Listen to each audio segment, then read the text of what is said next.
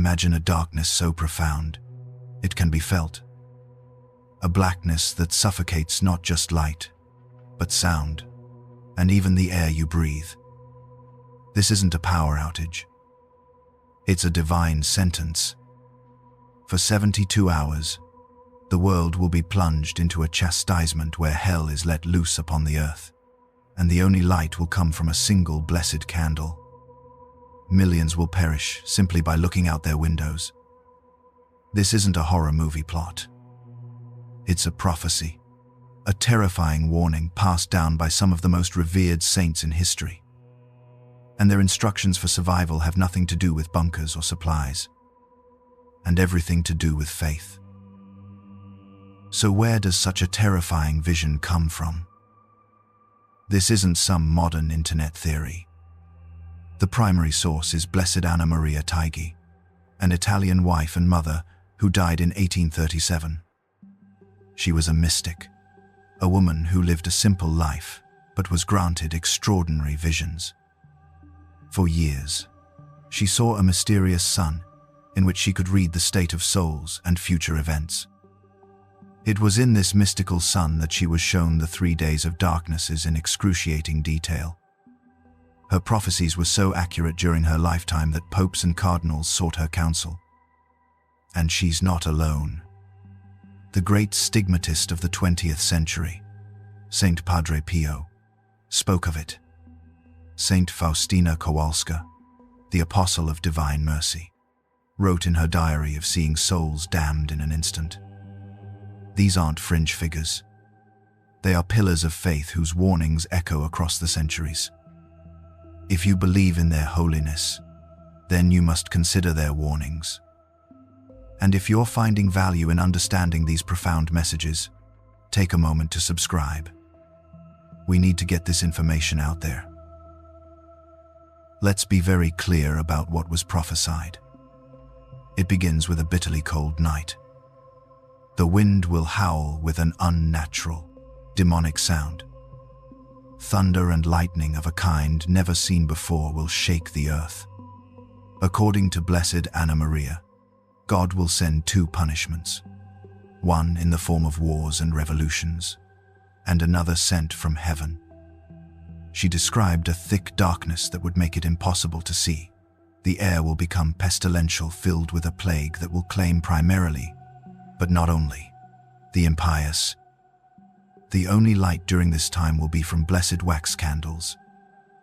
A single one, once lit, will not extinguish for the entire 3 days in the homes of the faithful. But in the homes of the wicked, they will not light at all. The prophecy is explicit. Anyone who, out of curiosity, opens their window to look out, or leaves their home, will fall dead on the spot. Their eyes will not be able to bear the sight of God's terrible justice. This isn't just a natural disaster. It's a spiritual one. The saints are clear that during these 72 hours, the demons of hell will be released. They will imitate the voices of your loved ones. You will hear your mother, your father, your children, screaming for you to let them in. They will plead. They will cry. They will sound exactly like the people you care for most. This is a trap.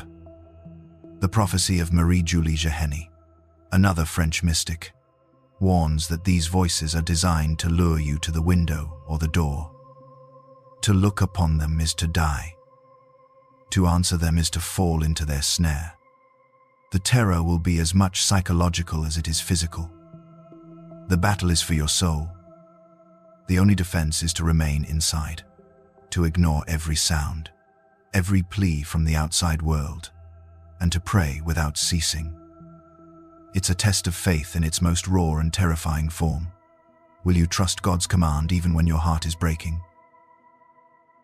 So, how does one prepare? This is the survival guide. The first and most critical step is preparing your sanctuary. Your home must become a fortress, not against physical intruders, but against a spiritual and divine assault. The instructions are simple, but must be followed precisely. Every window and every door leading to the outside must be sealed completely. No light from the outside must penetrate. This isn't just to prevent you from looking out in a moment of weakness. It's to seal yourself off from the divine justice and demonic forces raging outside. Think of it like the Passover, where the Israelites marked their doors with the blood of the lamb to be spared by the angel of death. Your sealed home is your mark of obedience. Place holy objects in your home. A crucifix should be prominent. Sprinkle holy water. Consecrate your home and your family to the Sacred Heart of Jesus and the Immaculate Heart of Mary. This is not superstition. It is the act of placing your dwelling under divine protection. Once the darkness falls, all man-made light will fail. Electricity will be gone. Flashlights will not work. The only light source will be blessed candles. And not just any candle. The prophecies are specific. They must be made of pure beeswax. Why beeswax? The bee is an ancient symbol of virginity, and the wax is seen as representing the pure flesh of Christ, born of a virgin mother. The wick symbolizes the soul of Christ, and the flame, his divinity. A priest must bless them, specifically for the purpose of the 3 days of darkness if possible. According to the mystics, these blessed candles will light supernaturally for the entire 72 hours in the homes of believers.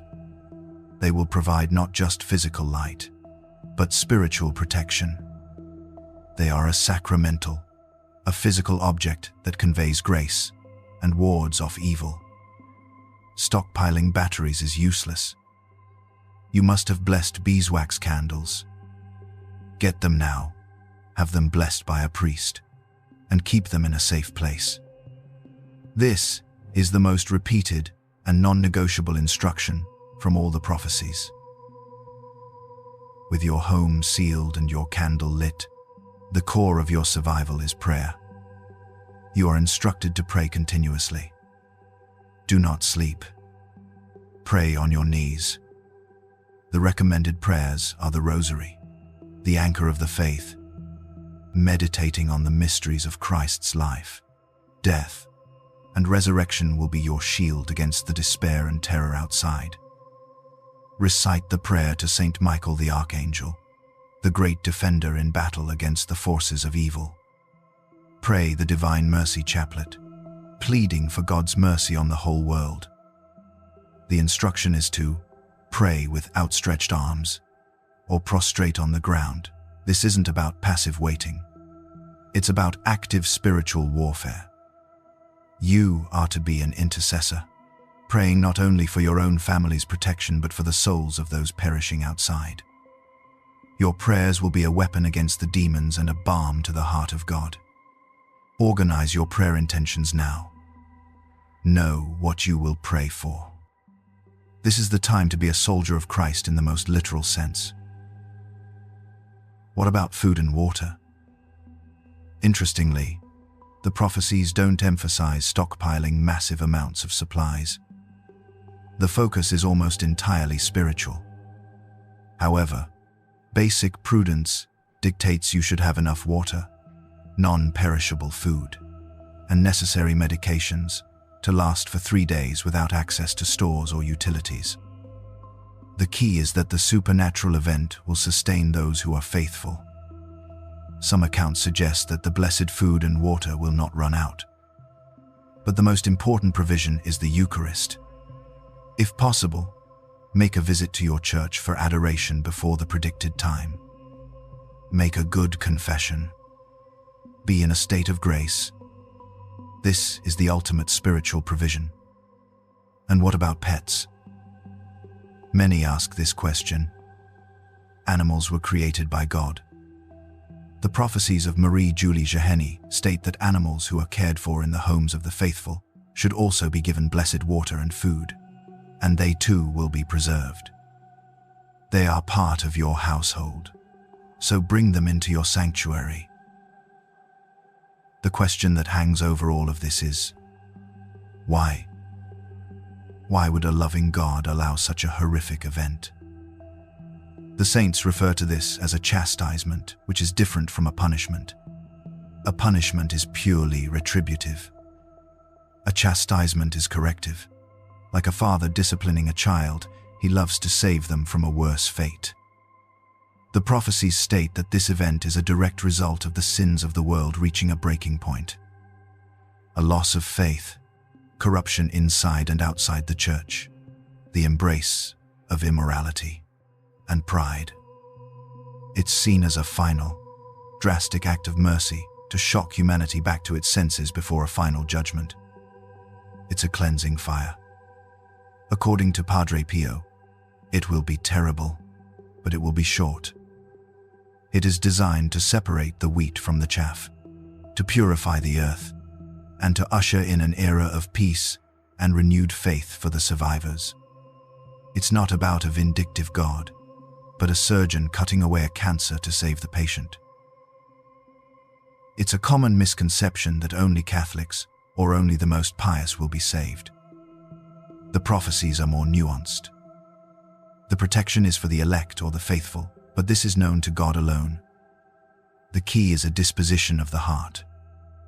Are you trying to live a good life? Do you recognize your need for God? Have you sought His mercy?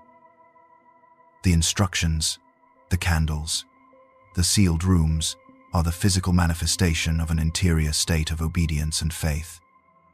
Someone could have 1,000 blessed candles, but if their heart is full of pride and sin, it may be for nothing. Conversely, someone who may not know all the details, but who lives a life of sincere love for God and neighbor is under His protection. The chastisement is primarily aimed at the persecutors of the church, the impious and the wicked. It is a judgment on hardened, unrepentant sin.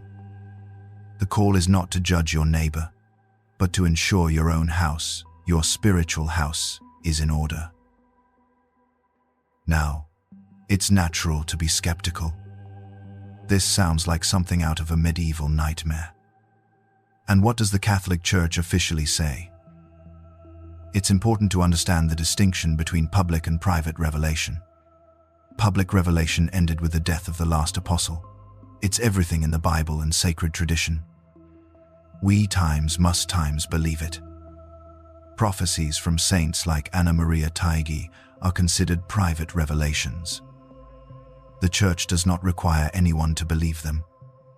However, when the Church approves a private revelation or beatifies the person who received it, like Anna Maria or Padre Pio, it is saying that the message is not contrary to the faith and is worthy of belief. It's a help for living the faith in a particular time. So, you don't have to believe in the 3 days of darkness. But the Church affirms that the people who delivered these warnings lived lives of heroic virtue, and their messages of repentance, prayer, and turning back to God are timeless and urgent. The prophecies don't end in darkness. After exactly 72 hours, the terror will cease. The sun will rise on a purified earth. The saints describe the aftermath as an era of unprecedented peace. The survivors will emerge into a world cleansed of much of its evil. 1/4 to 1/3 of humanity is said to remain. They will be the seeds of a new, more faithful generation. St. John Vianney prophesied that after the chastisement, there will be a peace and a religious fervor so great that people have never seen its like. It will be the triumph of the Immaculate Heart of Mary, as promised at Fatima. This is the critical point. The 3 days of darkness is not an end, but a violent, painful rebirth. It's the storm before the calm, the crucifixion before the resurrection. The hope of this new dawn is the reason for enduring the terror.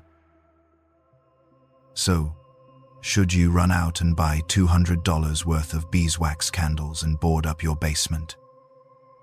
Perhaps, but you would be missing the entire point.